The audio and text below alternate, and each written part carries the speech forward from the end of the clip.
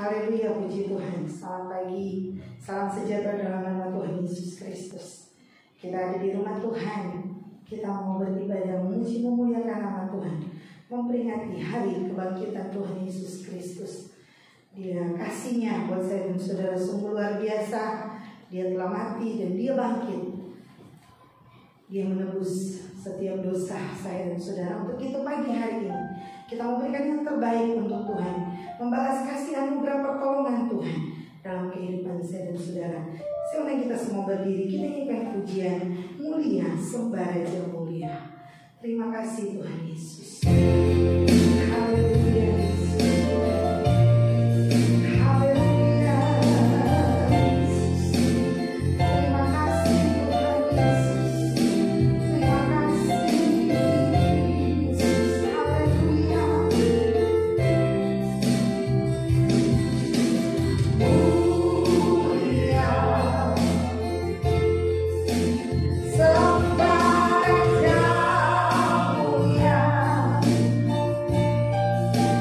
Bye.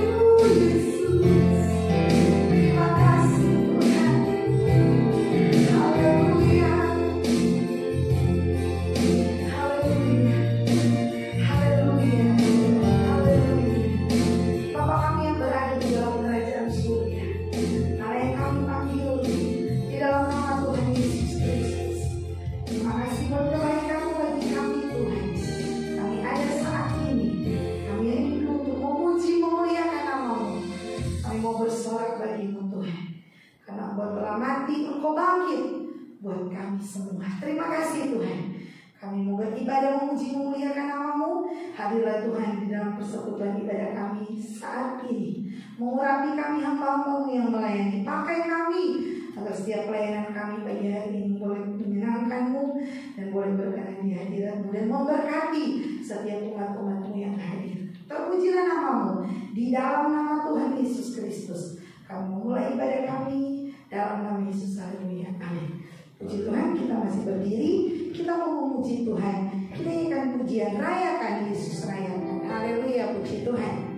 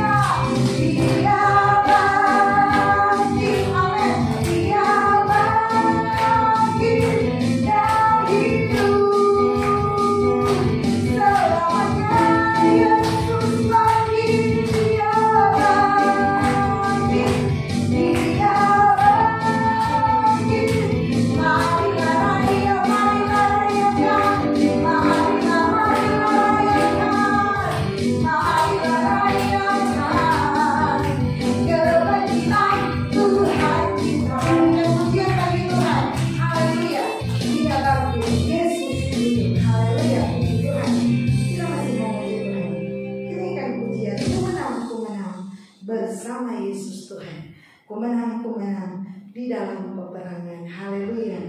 Puji Tuhan. Haleluya.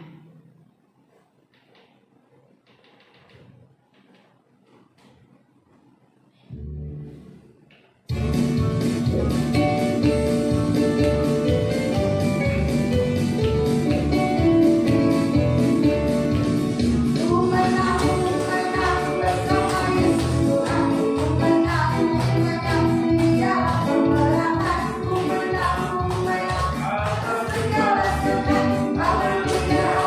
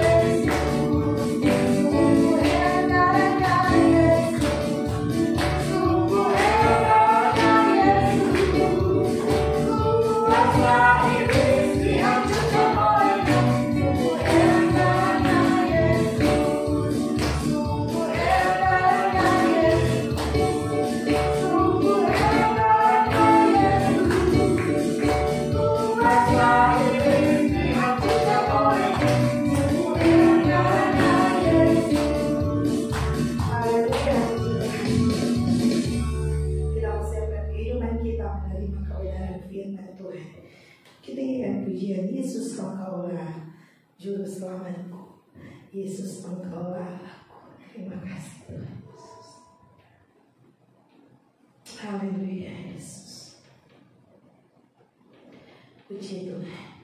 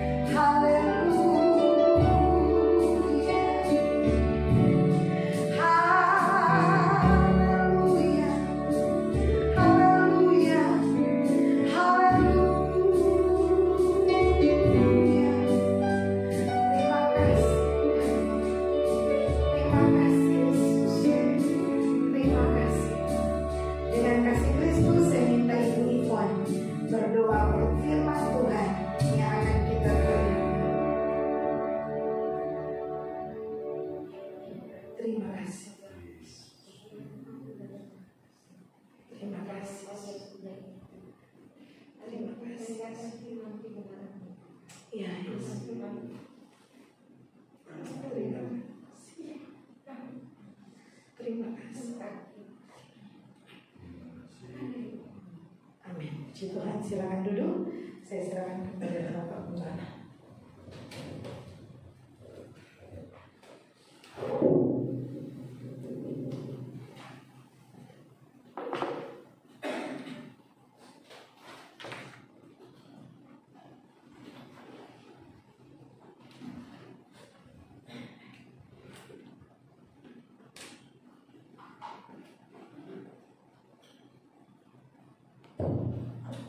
Haleluya. Sekali lagi saya ucapkan selamat Paskah bagi kita semua, jemaat yang dikasihi oleh Tuhan. Mari sama-sama kita mendengarkan firman Tuhan, saudara-saudara.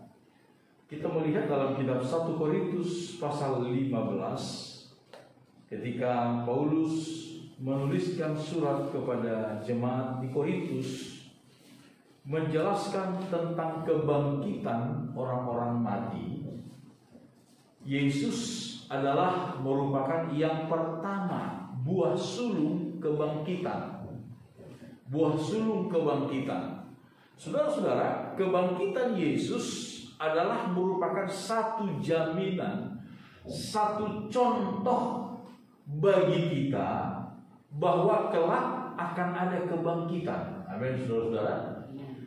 Jadi kita tidak berpikir seperti orang-orang yang tidak mengenal Tuhan, yang tidak percaya adanya Tuhan. Mereka berkata, manusia hanya hidup sekali saja, lalu sesudah itu ya habis perkara. Tidak, saudara-saudara. Kalau hewan, kalau binatang, kalau tumbuh-tumbuhan, iya betul seperti itu. Hidup lalu mati, habis perkara. Itu untuk semua jenis hewan, semua jenis tumbuh-tumbuhan, saudara. Sekali mati, sekali hidup, mati, habis perkara. Tetapi manusia tidak. Kenapa, saudara-saudara? Karena manusia itu diciptakan berbeda dari tumbuh-tumbuhan, berbeda dari hewan-hewan, dari binatang-binatang yang lain. Walaupun sama-sama makhluk hidup, saudara. Walaupun sama-sama makhluk hidup, tetapi manusia itu diciptakan berbeda dari semua makhluk hidup yang lain. Manusia, Alkitab katakan, saudara-saudara, diciptakan menurut gambar dan rupa Allah.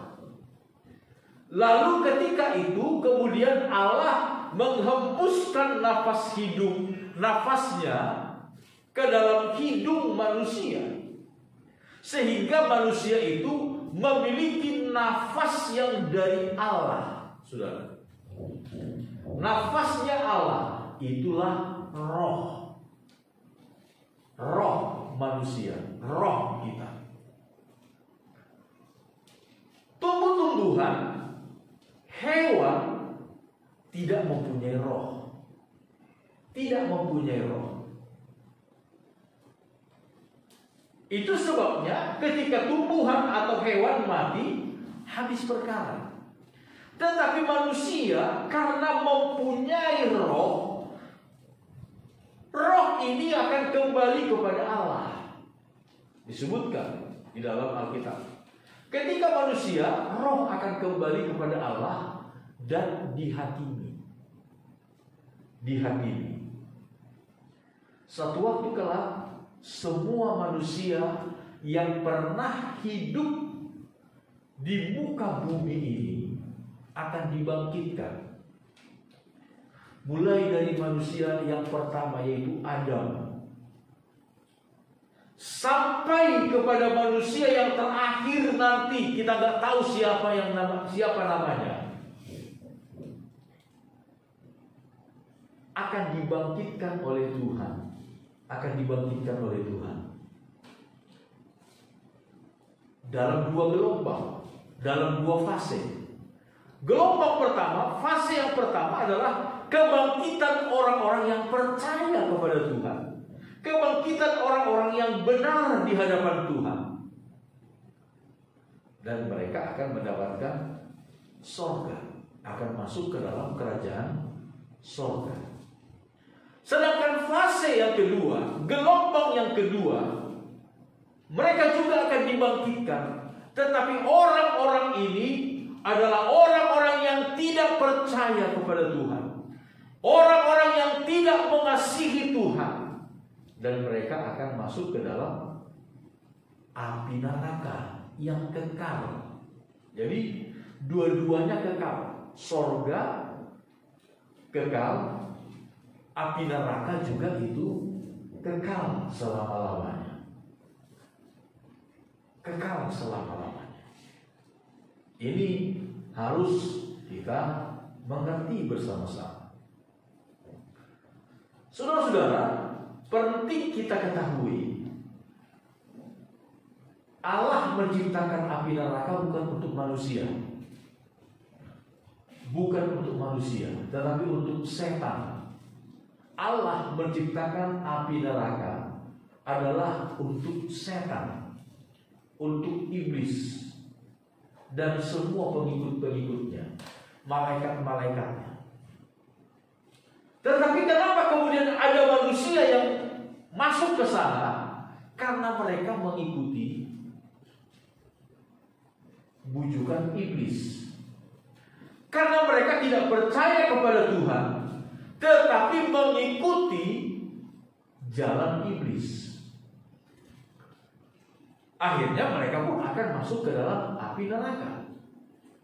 Tetapi sesungguhnya Allah menyiapkan api neraka itu bukan untuk manusia.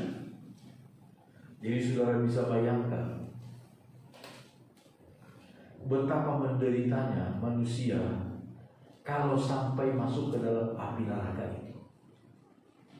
Sebab sesungguhnya api neraka itu bukan tempat untuk manusia, bukan. Itu sebabnya Tuhan begitu mengasihi manusia. Tuhan tidak ingin satu orang pun manusia masuk ke dalam api neraka itu. Tuhan ingin supaya semua orang masuk ke dalam sorga. Tetapi kemudian pilihan itu kembali kepada manusia. Tuhan tidak pernah memaksa, saudara. Tuhan tidak pernah memaksa. Tuhan memberikan pilihan. Tuhan memberikan jalan. Ini loh jalan keselamatan. Ini jalan keselamatan. Yesus Kristus diberikan oleh Allah kepada seluruh umat manusia untuk menjadi jalan keselamatan. Kalau orang percaya kepada Yesus Kristus, maka dia berada di jalan keselamatan itu. Tetapi kalau ada orang yang menolak Yesus Kristus, tidak mau percaya kepada Yesus Kristus sebagai jalan yang dipersiapkan oleh Allah, yang diberikan oleh Allah, maka dia akan masuk ke dalam api neraka. Jadi saudara-saudara, kebangkitan Yesus adalah merupakan buah sulung, contoh, jaminan, kepastian dari kebangkitan orang-orang yang percaya kelak pada hari kiamat, sebut saja demikian. Bahasa gamblangnya, bahasa umumnya, pada hari kiamat itu. Kebangkitan Yesus bukan dongeng, bukan mitos, saudara-saudara, bukan. Tetapi adalah sebuah kisah faktual, kisah nyata, saudara. Kebangkitan Yesus ini sekali lagi bukan dongeng. Kita di Indonesia ini ada begitu banyak dongeng, mitos yang diceritakan turun-temurun dengan maksud-maksud tertentu. Dengan maksud-maksud tertentu, saudara. Ada cerita tentang Malik Kundang yang malu sama ibunya, kemudian dikutuk jadi batu. Nah, itu mitos, itu dongeng, saudara-saudara, dan lain-lain sebagainya. Tetapi kebangkitan Yesus bukanlah sebuah mitos, bukanlah sebuah dongeng, tetapi sebuah kisah nyata. yang benar-benar terjadi. Kita melihat saudara-saudara di dalam 1 Korintus pasal 15, Paulus kemudian menyatakan demikian. 1 Korintus pasal 15 ayat 3. Sebab yang sangat penting telah kusampaikan kepadamu, yaitu apa yang telah kuterima sendiri ialah bahwa Kristus telah mati karena dosa-dosa kita sesuai dengan kitab suci. Jadi Yesus mati karena dosa-dosa manusia seperti yang telah dinubuatkan oleh firman Tuhan. Apa yang kita baca dalam kitab Nabi Yesaya pasal 53 hari Jumat yang lalu dalam ibadah Paskah kematian Yesus, bahwa kematian Yesus telah dinubuatkan. Bahkan dari zaman Abraham, ketika Abraham menemukan seekor domba yang tanduknya tersangkut di belukar ketika ia hendak mempersembahkan Ishak anaknya, itu adalah merupakan gambaran dari Yesus Kristus yang kemudian menjadi pengganti segala dosa kita, pengganti bagi kita karena segala kesalahan kita. Ayat 4, bahwa ia telah dikuburkan.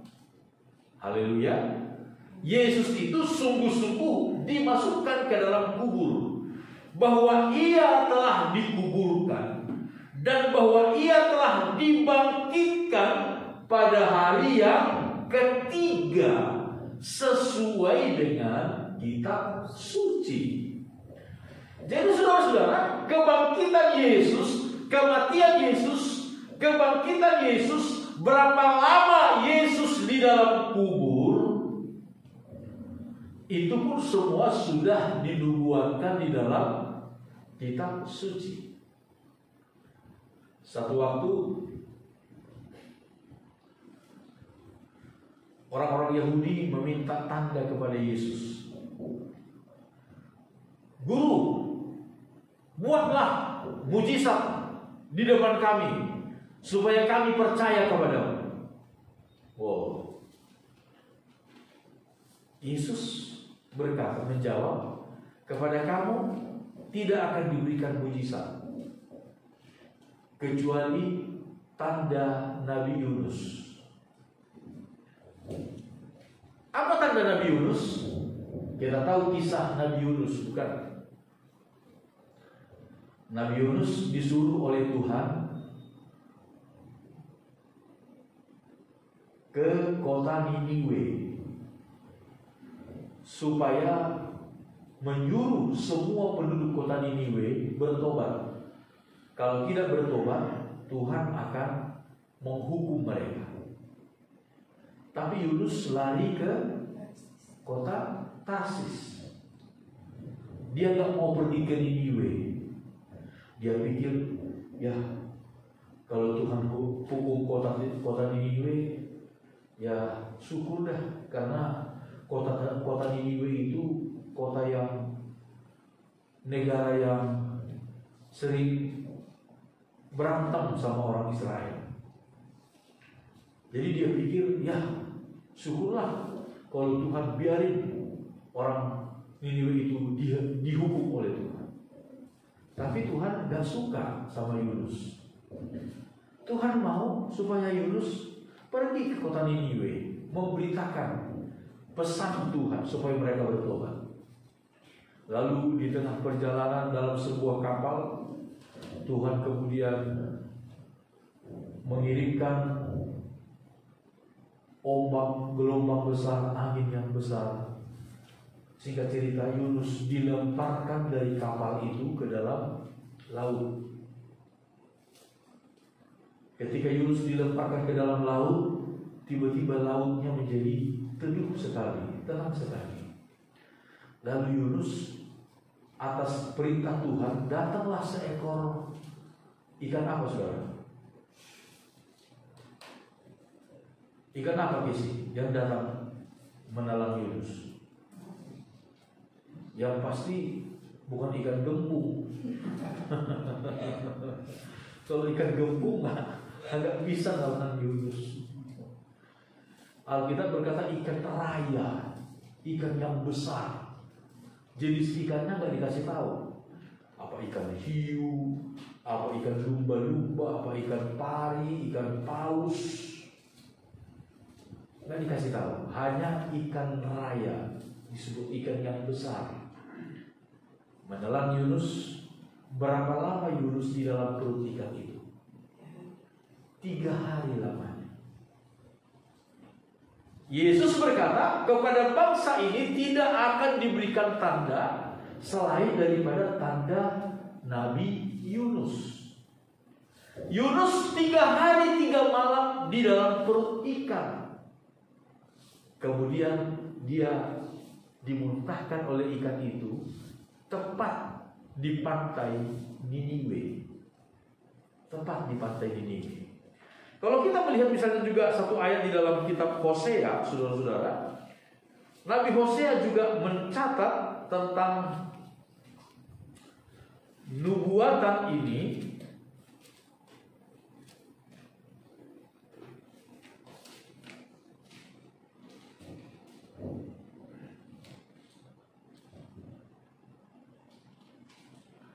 Hosea pasal yang ke-6. Hosea pasal yang ke-6 ayat yang kedua. Hosea pasal yang ke-6 ayat yang kedua, firman Tuhan berkata, Ia akan menghidupkan kita sesudah 2 hari. Pada hari yang ketiga, Ia akan membangkitkan kita, dan kita akan hidup di hadapannya. Ini sebuah nubuatan yang ditulis oleh firman Tuhan, oleh Nabi Hosea. Pada hari yang ketiga, Ia akan membangkitkan kita. Membangkitkan kita. Tetapi yang dituju di sini adalah kebangkitan Yesus pada hari yang ketiga. Sekarang mari kita melihat, saudara-saudara, bagaimana kisah ketika Yesus dibangkitkan itu. Kita melihat dalam kitab Injil Matius. Haleluya.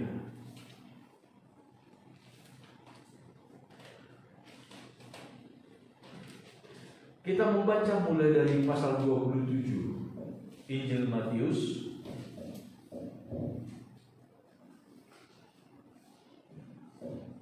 Pasal 27 ayat 57. Kita perhatikan bersama-sama di dalam Alkitab kita. Ini adalah serangkaian kisah mulai dari penguburan Yesus sampai kepada kebangkitannya.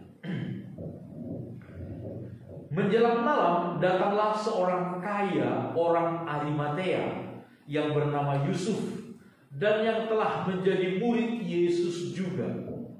Ia pergi menghadap Pilatus dan meminta mayat Yesus.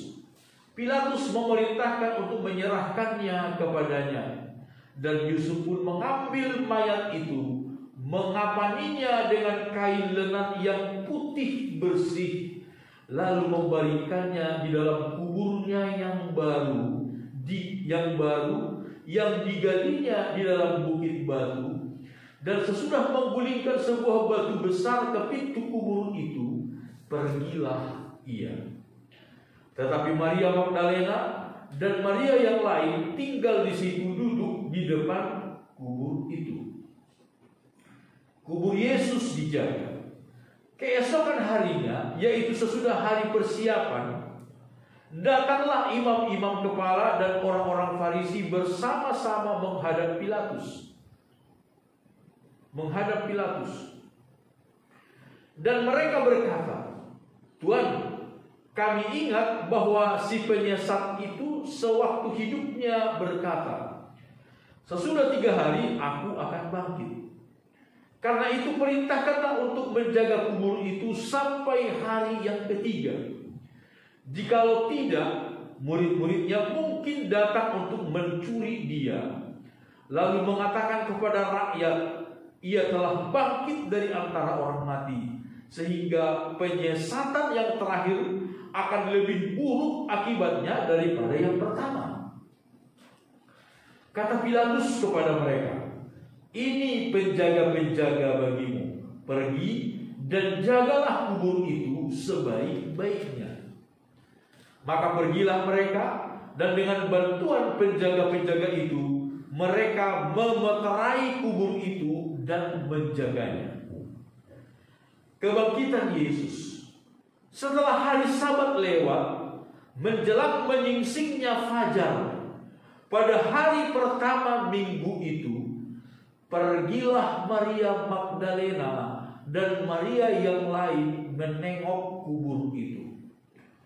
Maka terjadilah gempa bumi yang hebat, sebab seorang malaikat Tuhan turun dari langit dan datang ke batu itu dan menggulingkannya, lalu duduk di atasnya. Wajahnya bagaikan kilat dan pakaiannya putih bagaikan salju. Dan penjaga-penjaga itu getar ketakutan dan menjadi seperti orang-orang mati. Akan tetapi malaikat itu berkata kepada perempuan-perempuan itu, "Janganlah kamu takut, sebab aku tahu kamu mencari Yesus yang disalibkan ini. Ia tidak ada di sini, sebab ia telah bangkit sama seperti yang telah dikatakannya. Mari, lihatlah tempat ia berbaring. Dan segeralah pergi dan katakanlah kepada murid-muridnya bahwa ia telah bangkit dari antara orang mati. Ia mendahului kamu ke Galilea. Di sana kamu akan melihat dia. Sesungguhnya aku telah mengatakannya kepadamu." Mereka segera pergi dari kubur itu dengan takut dan dengan sukacita yang besar, dan berlari cepat-cepat untuk memberitahukannya kepada murid-murid Yesus. Tiba-tiba Yesus berjumpa dengan mereka dan berkata, "Salam bagimu." Mereka mendekatinya dan memeluk kakinya serta menyembahnya. Maka kata Yesus kepada mereka, "Jangan takut. Pergi dan katakanlah kepada saudara-saudaraku supaya mereka pergi ke Galilea, dan di sanalah mereka akan melihat aku."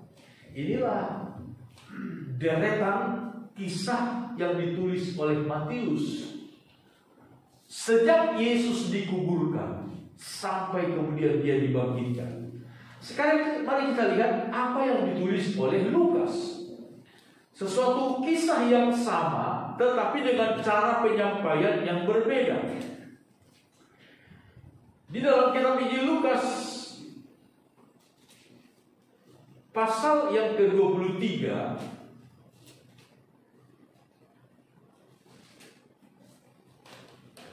pasal 23 ayat 50 dikatakan demikian. Adalah seorang yang bernama Yusuf. Ia anggota majelis besar dan seorang yang baik lagi benar. Jadi kita melihat di sini tadi Yusuf yang disebutkan dalam Injil Matius tidak disebutkan jabatannya, hanya disebutkan ia seorang yang kaya, seorang yang kaya. Ternyata dia di sini juga selain kaya, dia juga adalah seorang pejabat tinggi, seorang anggota majelis besar agama Yahudi. Ini seorang pejabat tinggi pada masa itu, anggota majelis besar agama Yahudi. Tapi dia sudah menjadi murid Tuhan Yesus. Kalau saudara ingat dalam kitab Injil Yohanes pasal 3, ada satu orang lagi yang datang kepada Yesus malam-malam. Siapa namanya? Nikodemus. Dia juga seorang guru besar agama Yahudi, menjadi percaya kepada Yesus. Nah, ini Yusuf, saudara ya. Ia tidak setuju dengan putusan dan tindakan majelis itu.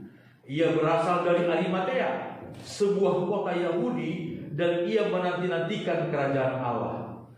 Ia pergi menghadap Pilatus dan meminta mayat Yesus.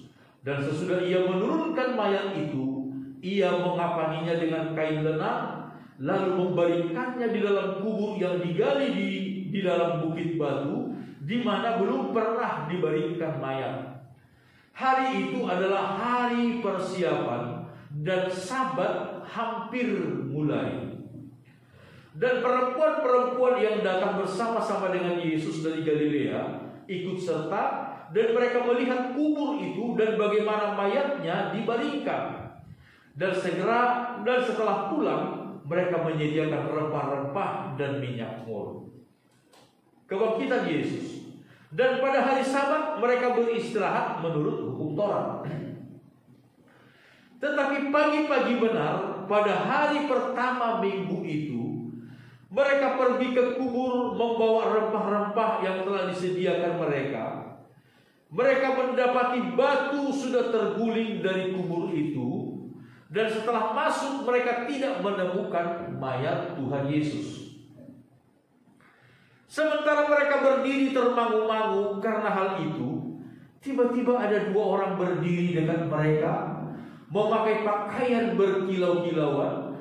Mereka sangat ketakutan dan menundukkan kepala.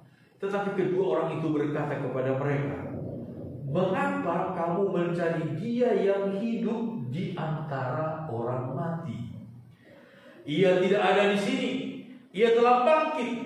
Ingatlah apa yang dikatakannya kepada kamu ketika ia masih di Galilea, yaitu bahwa Anak Manusia harus diserahkan ke tangan orang-orang berdosa dan disalibkan, dan akan bangkit pada hari yang ketiga."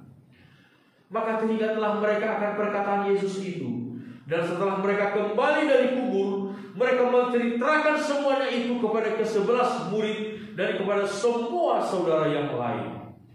Perempuan-perempuan itu ialah Maria dari Magdala dan Yohana dan Maria ibu Yakobus, dan perempuan-perempuan lain juga yang bersama-sama dengan mereka memberitahukannya kepada rasul-rasul. Tetapi bagi mereka perkataan-perkataan itu seakan-akan omong kosong, dan mereka tidak percaya kepada perempuan-perempuan itu. Sungguh pun demikian, Petrus bangun, lalu cepat-cepat pergi ke kubur itu.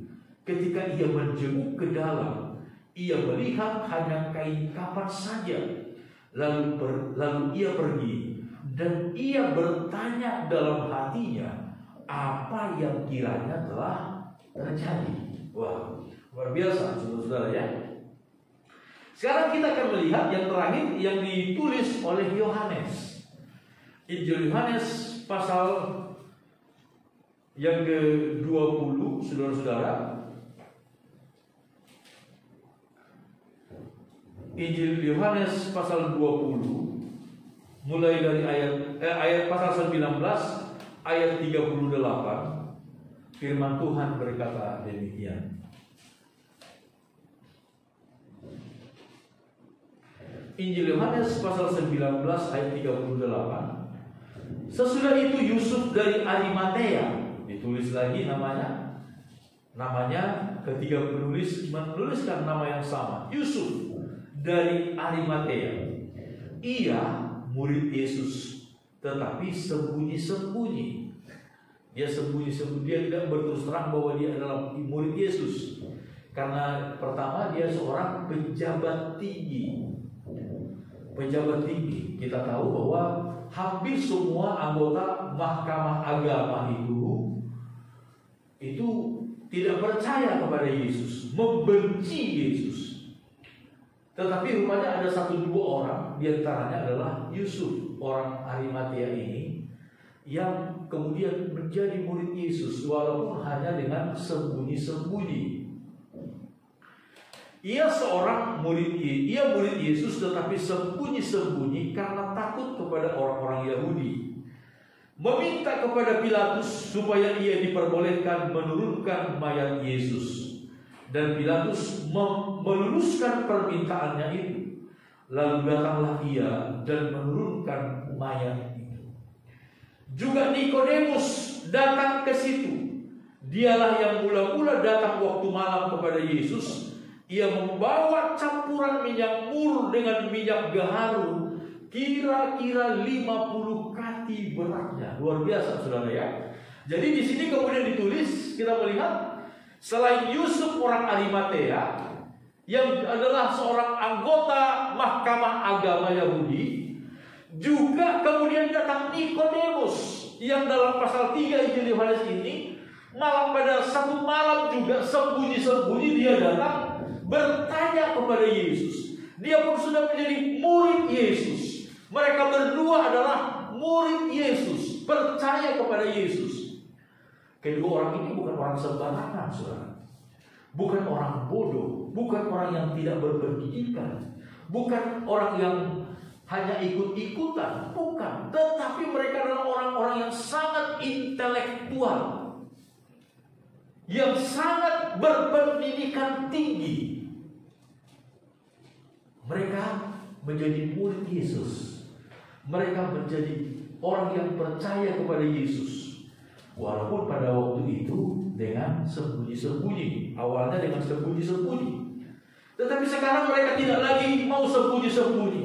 Mereka menyatakan keberpihakannya, imannya dengan berterus terang. Yusuf orang Arimatia itu meminta supaya mayat Yesus diturunkan, dan Nikodemus disebutkan di sini membawa minyak mur dengan minyak gaharu. Wow, ini dua jenis minyak yang sangat mahal. Sampai hari ini pun kedua jenis minyak ini sangat mahal. Saya tidak tahu, biasanya kayu gaharu itu banyak di Indonesia Timur ya Pak Irwan ya. Sekilo sekarang kayunya aja mungkin berapa jutaan kali sekilo sekarang. Namanya kayu gaharu itu kayu yang sangat mahal. Ini minyaknya, minyak gaharu kira-kira 50 kati beratnya. Jadi luar biasa. Mereka membawa untuk meminyaki mayat Yesus. Mereka mengambil mayat Yesus, mengapaninya dengan kain lenang, dan membubuhinya dengan rempah-rempah menurut adat orang Yahudi bila menguburkan mayat. Dekat tempat di mana Yesus disalibkan ada satu taman, dan dalam taman itu ada suatu kubur baru yang di dalamnya belum pernah dimakamkan seseorang. Karena hari itu hari persiapan orang Yahudi, sedang kubur itu tidak jauh letaknya, maka mereka meletakkan mayat Yesus di situ. Jadi rupanya kubur itu adalah kubur dari Yusuf orang Arimatea yang telah digali untuk dia. Tetapi rupanya itu juga letaknya tidak jauh dari bukit Golgota, tempat Yesus disalibkan. Pasal 20. Pada hari pertama minggu itu, pagi-pagi benar, ketika hari masih gelap, pergilah Maria Magdalena ke kubur itu, dan ia melihat bahwa batu telah diambil dari kubur itu. Ia berlari-lari mendapatkan Simon Petrus dan murid yang dikasihi Yesus, dan berkata kepada mereka, Tuhan telah diambil orang dari kuburnya, dan kami tidak tahu di mana ia diletakkan. Inilah berita yang pertama yang mereka sebutkan. Maka berangkatlah Petrus dan murid yang lain itu ke kubur. Jadi Petrus dan Yohanes, ini murid yang dikasihi Yesus di sini adalah Yohanes, Rasul Yohanes. Maka berangkatlah Petrus dan murid yang lain itu ke kubur. Keduanya berlari bersama-sama, tetapi murid yang lain itu berlari lebih cepat daripada Petrus, sehingga ia lebih dahulu sampai di kubur. Ini logis sudah. Petrus dan Yohanes lari sama-sama, tapi kemudian Yohanes lebih cepat. Kenapa Yohanes lebih cepat? Karena Yohanes jauh lebih muda. Mungkin pada waktu itu Yohanes baru berumur 20-an tahun. Mungkin masih sekitar 20 tahun. Sedangkan Petrus pada waktu itu sudah sekitar 40-an tahun. Jadi pasti Yohanes larinya lebih cepat, ya, supaya kita bisa memahaminya. Ayat 5. Ia, Yohanes, menjenguk ke dalam dan melihat kain kafan terletak di tanah. Akan tetapi ia tidak masuk ke dalam. Jadi Yohanes sudah lebih dahulu sampai di kubur, tetapi dia nggak berani masuk. Belum berani masuk. Dia baru nengok saja ke dalam dan melihat kain kafan itu tergeletak di tanah begitu saja. Sedang kain peluh yang tadinya ada di kepala Yesus tidak terletak dekat kain kafan itu, tetapi ada di samping di tempat yang lain dan sudah tergulung kain peluhnya. Maka masuklah juga murid yang lain yang lebih dahulu sampai salah ayat yang ke-60. Maka datanglah Simon Petrus juga menyusul dia dan masuk ke dalam kubur itu. Ia melihat kain kafan itu terletak di tanah. Jadi Rasul Yohanes lebih dahulu sampai, tetapi dia tidak berani masuk. Kemudian Petrus nyampe menyusul. Lalu kemudian Petrus yang lebih dahulu masuk ke dalam kubur Yesus. Sedang kain peluh yang tadinya ada di kepala Yesus tidak terletak dekat kain kafan itu, tetapi agak di samping di tempat yang lain dan sudah tergulung. Maka masuklah juga murid yang lain yang telah dahulu sampai di kubur itu, dan ia melihatnya dan percaya. Sebab selama itu mereka belum mengerti isi kitab suci yang mengatakan bahwa ia harus bangkit dari antara orang mati. Lalu pulanglah kedua murid itu ke rumah. Saudara-saudara, inilah kisah-kisah yang ditulis oleh penulis kitab Injil. Ada satu kisah lagi dalam kitab Injil Markus, tetapi itu sama dengan yang ditulis oleh Matius. Pada intinya, iman kita kepada Yesus Kristus, Yesus telah mati dan dia bangkit kembali. Amin, saudara. Dia bangkit kembali seperti yang telah dinubuatkan ratusan tahun atau ribuan tahun sebelumnya. Dia adalah Allah kita. Dia mati karena dosa-dosa kita. Dia bangkit untuk membenarkan kita di hadapan Allah Bapa di surga. Puji Tuhan. Firman Tuhan saya sampaikan di sini saja. Kita akan masuk dalam perjamuan Tuhan. Mari sama-sama kita bangkit berdiri, saudara-saudara. Saudara, kita persiapkan roti dan anggur yang telah kita terima bersama-sama. Sebelum saya membacakan firman Tuhan, mari kita persiapkan roti dan anggur. Haleluya.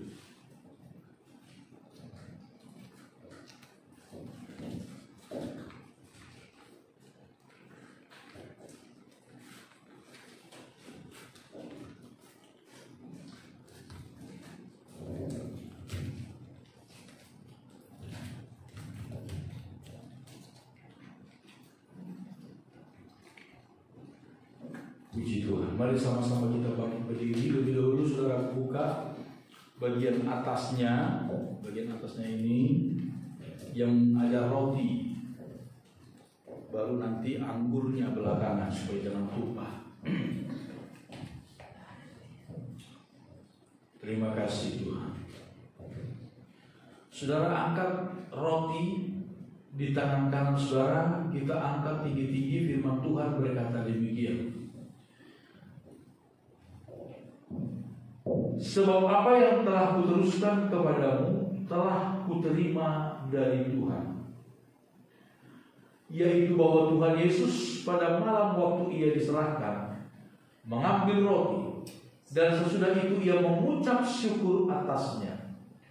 Ia memecah-mecahkannya dan berkata, inilah tubuhku yang diserahkan bagi kamu. Perbuatlah ini menjadi peringatan akan aku. Dengan iman dan rasa syukur, kita percaya kepada Yesus yang telah disalibkan, mati, dikuburkan, dan bangkit pada hari yang ketiga. Kepada Dialah iman kita tujukan.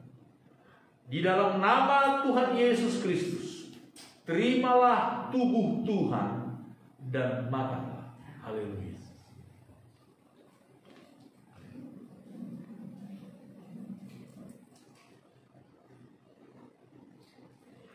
Saudara, kita balikkan cawan itu, lalu kita buka perlahan-lahan, saudara-saudara, supaya anggurnya tidak tumpah.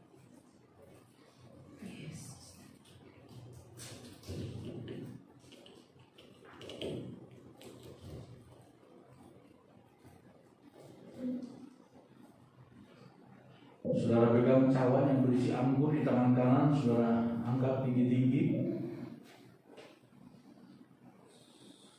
Demikian juga ia mengambil cawan sesudah makan lalu berkata, cawan ini adalah perjanjian baru yang dimeteraikan oleh darahku. Perbuatlah ini setiap kali kamu meminumnya, menjadi peringatan akan aku.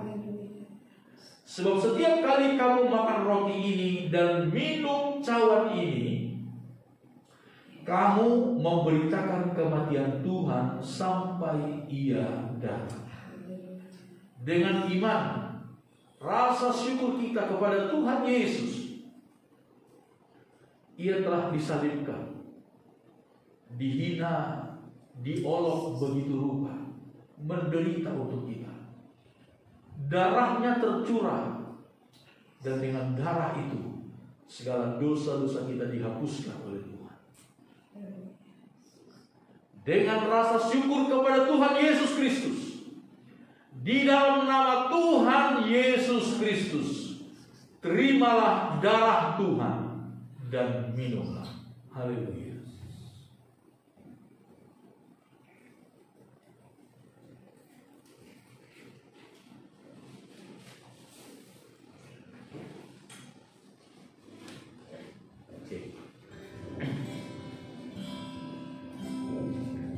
Kekudusan-Mu Bapa, pengorbanan-Mu Yesus, penghiburan-Mu Roh Kudus, membuatku terpesona. Tiada lagi kata, tiada lagi harta, tiada lagi daya selain memuji dan menyembah-Mu.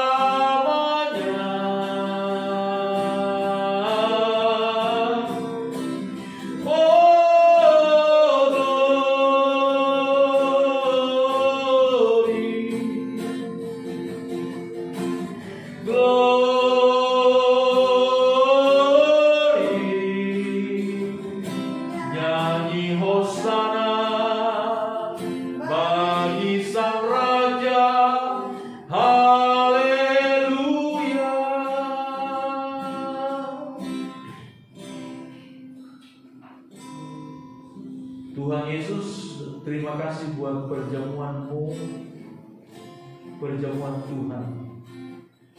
makanan dan minuman yang sejati, yaitu tubuh dan darah-Mu yang telah kami beri. Terima kasih buat kebenaran firman-Mu. Sungguh Engkaulah Allah kami, yang telah mati bagi kami, yang telah bangkit bagi kami, menjadi satu teladan, contoh, kepastian bagi kami, bahwa kami pun kelak akan mendapatkan kebangkitan, tubuh yang baru, tubuh kemuliaan, sebagaimana tubuh-Mu, ya Tuhan. Terpujilah nama. Tanamkan firman-Mu di dalam hati kami, supaya kami teguh percaya, setia kepada Engkau. Di dalam nama Tuhan Yesus Kristus kami berdoa. Haleluya. Amin. Silakan duduk saudara. Saya serahkan kembali kepada Ibu Gembala untuk memimpin kita dalam persembahan.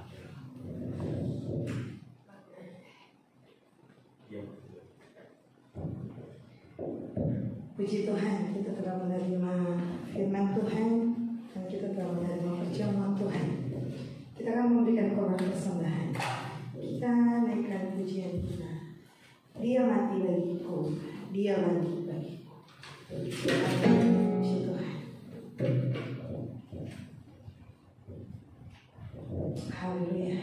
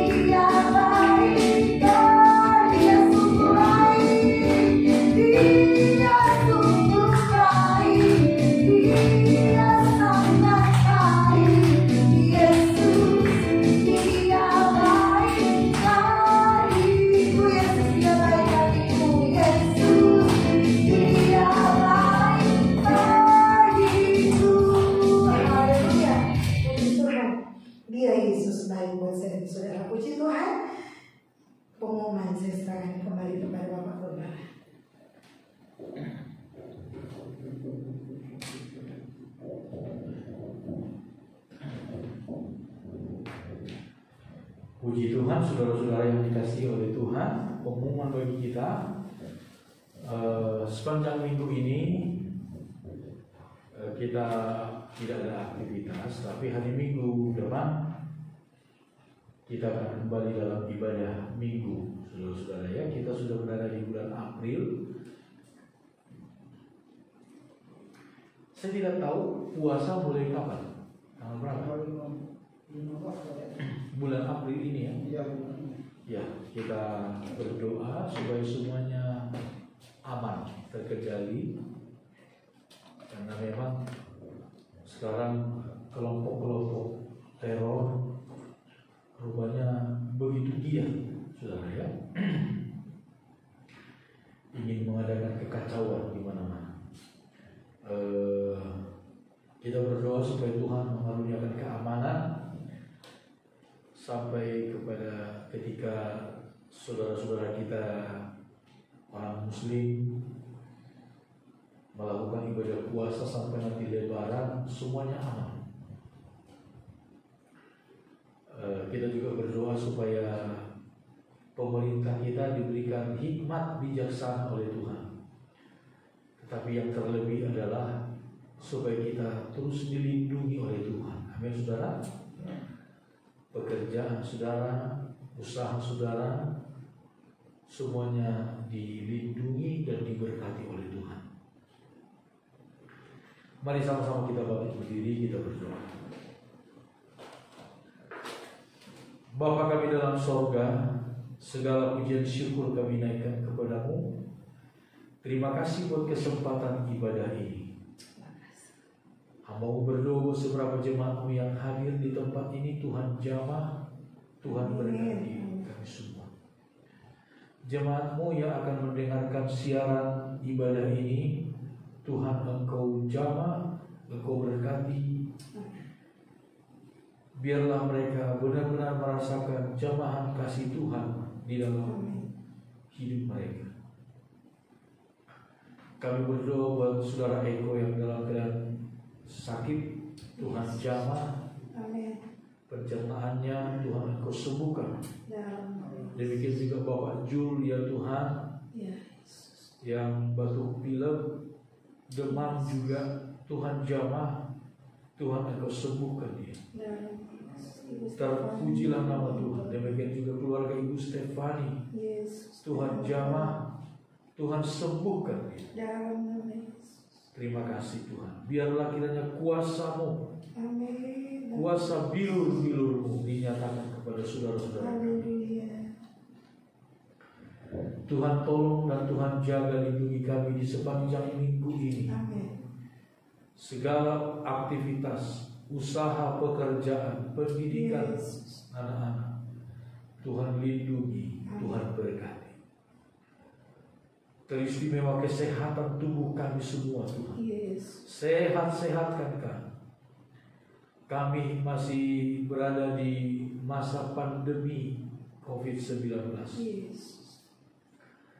Tuhan lindungi kami. Jangan biarkan ada umat-Mu yang terpapar dengan virus ini. Hindarkan kami dari virus yang berbahaya ini. Terpujilah nama Tuhan. Demikian juga segala usaha mata pencaharian umat-Umat, sumber nafkah umat-Umat, Tuhan lindungi. Tuhan berkati. Inilah doa dan permohonan kami di hadapan-Mu ya Bapa di surga. Kami juga tidak lupa berdoa untuk Tuhan, bangsa dan negara kami, pemerintah kami. Tolong mereka, karuniakan mereka hikmat, akal budi, kebijaksanaan, sehingga mereka dapat ya Tuhan menjalankan tugas-tugas mereka, membawa Indonesia selalu aman, tertib ya Tuhan, dengan bijaksana dari Tuhan. Terpujilah nama Tuhan selalu. TNI dan Polri yang menjaga keamanan, Tuhan berkati mereka.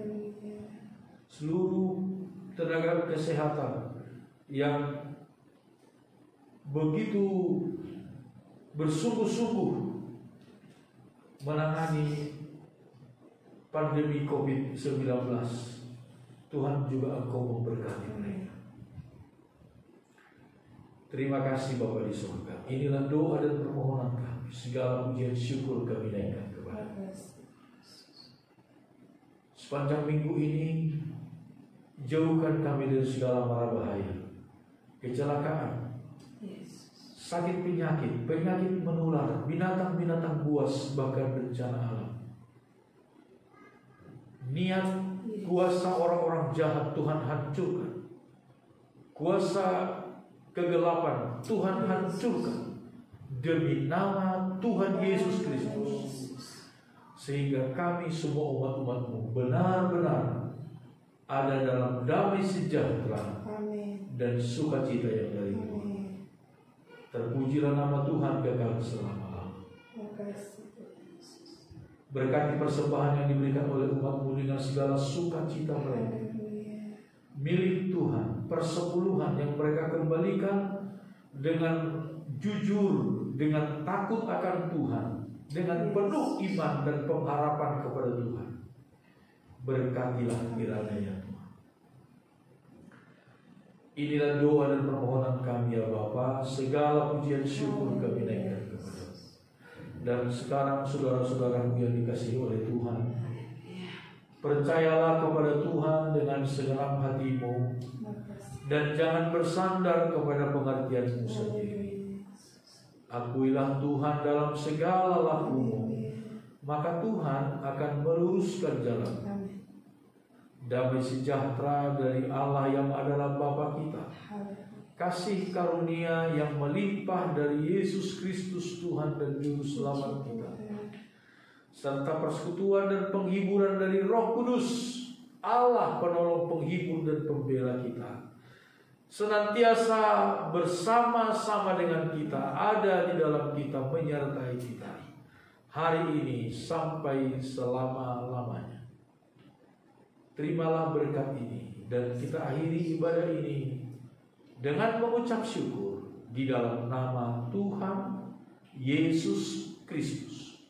Haleluya. Semua yang percaya kita katakan sama-sama. Amin. Selamat siang, Tuhan memberkati.